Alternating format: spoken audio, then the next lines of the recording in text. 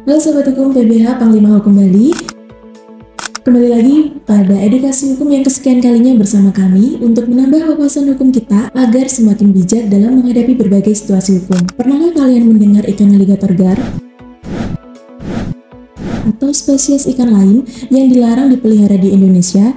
Tahukah kalian bahwa memelihara jenis ikan seperti ini dapat membawa dampak yang besar terhadap lingkungan dan ekosistem perairan kita? Selain itu, jika dilanggar ada ancaman hukum yang cukup serius. Pada edukasi kali ini, kita akan membahas tentang larangan memelihara spesies invasif seperti ikan aligator gar yang ternyata bukan hanya membahayakan perairan kita, tetapi juga dapat membawa pemiliknya berhadapan dengan hukum. Memelihara ikan aligator gar atau Atractostheus patula dilarang di Indonesia karena ikan ini dianggap sebagai jenis spesies invasif yang dapat merusak keseimbangan ekosistem perairan lokal. Aligator gar merupakan predator ganas yang bisa memangsa jenis ikan asli dan keberadaannya di perairan Indonesia dapat mengancam kelestarian spesies lokal serta merusak ekosistem. Larangan ini diatur dalam Peraturan Menteri Lingkungan Hidup dan Kehutanan Nomor Peraturan 106 Tahun 2018 tentang jenis tumbuhan dan satwa yang dilindungi serta Peraturan Menteri Kelautan dan Perikanan Nomor 41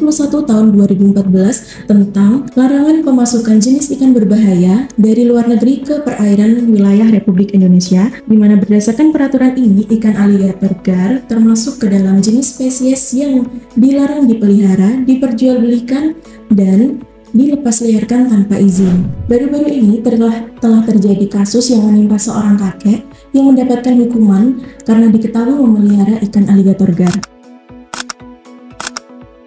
Walaupun niatnya mungkin tidak berbahaya, akan tetapi tindakan tersebut telah melanggar peraturan perundang-undangan yang berlaku. Pelanggaran ini bisa dikenakan sanksi pidana penjara dan pidana denda sebagaimana dalam Undang-Undang Nomor 31 Tahun 2004 tentang Perikanan yang sebagaimana telah diubah menjadi Undang-Undang Nomor 45 Tahun 2009 yang dimana pada pasal 88 pelaku yang melanggar aturan ini dapat dikenakan sanksi pidana penjara hingga 6 tahun dan pidana denda kurang lebih 1,5 miliar. Kasus ini menegaskan pentingnya kesadaran masyarakat akan dampak memelihara spesies invasif. Ikan seperti aligator gar, walaupun terlihat menarik, dapat menyebabkan kerusakan serius bagi lingkungan.